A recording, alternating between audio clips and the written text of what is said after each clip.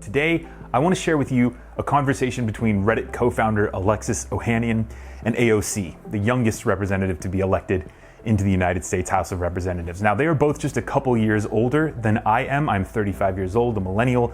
But this conversation really resonated with me because it explains how we got to where we are today, where there is a huge amount of mistrust in our government. So let's just get right into it. Here is Alexis Ohanian and AOC. I've been thinking a lot about these stories. I mean, they're deeply personal stories being shared about people, their entire families cramming into, studio apartments, like the aftermath of '08. And, I'm thinking a lot about a generation. Let's go with millennials in particular. I'm at the upper end of it because I was born in '83.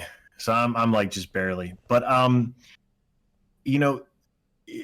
came of age right before 9/11. I was a freshman in college, and I remember in those years that followed, a lot of us were watching as we were told one thing about expectations of WMDs and led to 2 foreign wars, and our questioning of a really important institution started to begin because we said, well, hold on. This is really important decisions, and with the benefit of hindsight, we realized all these institutions weren't quite so perfect, and in fact, were pretty deeply flawed. And then, for so many, in the next few years to come, they might be entering the job market to the recession, and they looked at these institutions, these financial institutions that we all trusted, that our parents trusted, our families trusted, and it was like, well, they didn't know what they were doing. They got too greedy. They made mistakes. That started to make us even more skeptical of the institutions.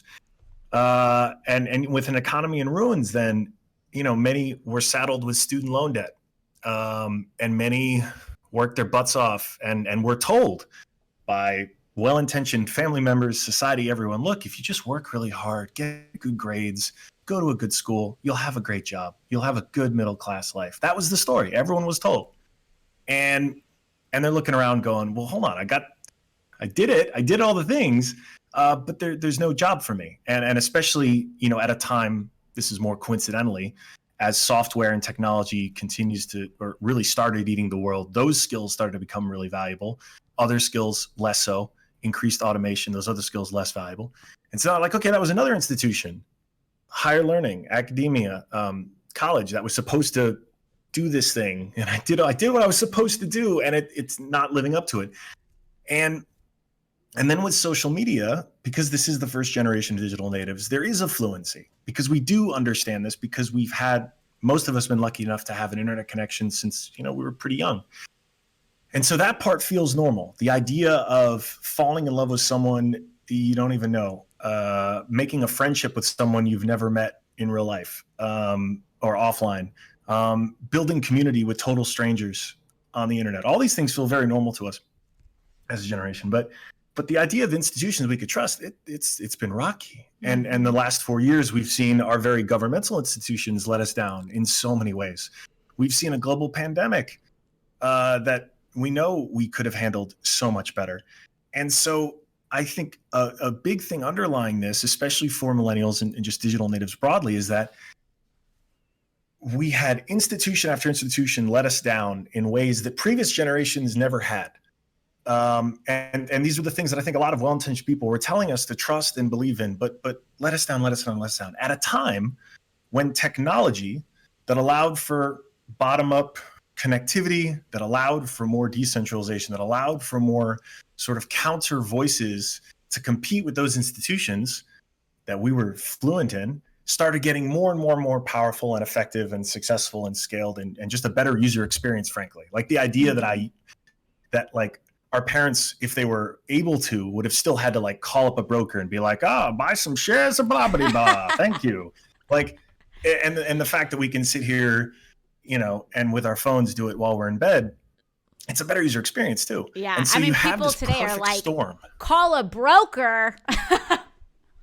What? The social anxiety of Gen Z and millennials. Right? I don't want to. I'm not calling nobody. No, you really got to earn that phone call. I gotta remind myself. I gotta call my dad actually.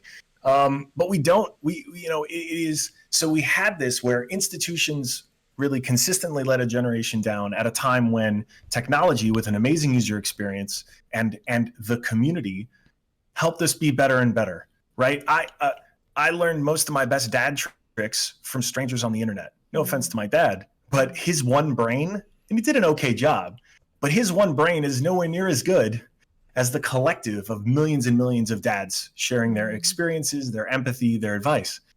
And so it's this perfect storm where I think, at the end of the day, the millions of connected brains are always going to be better than the few. And I hope the way forward is, at the end of the day, for better things, for better businesses, for better investing, for better education, for better all the things. And the one theme that continues to show is this intersection with community and technology. And now it's been infused with capital in a way that's, I think, just getting started. And we're already seeing it in alternative assets, whether it's people trading sneakers or buying and selling trading cards, or obviously cryptocurrencies. We're seeing all these new ways to opt in to investing that there's no script for, but it only works in a world where you have so many people who feel disenfranchised with the status quo, and a trust, actually, a really great trust in one another, even when one another might be another stranger on the internet.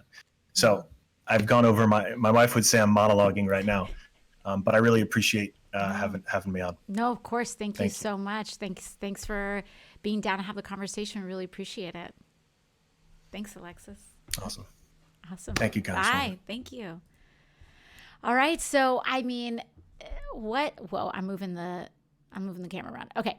So, I mean, we've just heard from an expert on not just a former 7-year Wall Street professional, but also someone who translated that experience into Occupy and now into really speaking truth to power in policy and advocacy, Alexis Goldstein.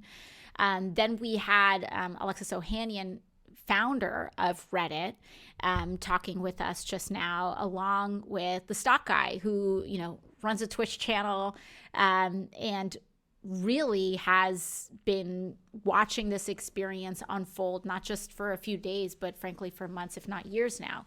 And I think there's just so many through lines that we're seeing here. One, what Alexis was just talking about, what Alexis Ohanian was just talking about, was just fundamental lack of trust in institutions, which is something that I've seen and experienced since we were kids at this point, where we grew up and there's an entire generation who has had their trust in government rocked, trust in Wall Street rocked, trust in basic institutions rocked, trust in our educational systems rocked, trust in our media also rocked. And that creates so much kindling for volatility. And the question is, what do you do with that lack of trust? And it's not even to say that lack of trust is, that lack of trust has been earned, right? And Alexis was talking about the lead up to 9/11. Yeah, I mean, there were newspapers that just amplified the case to go to war that was totally bogus.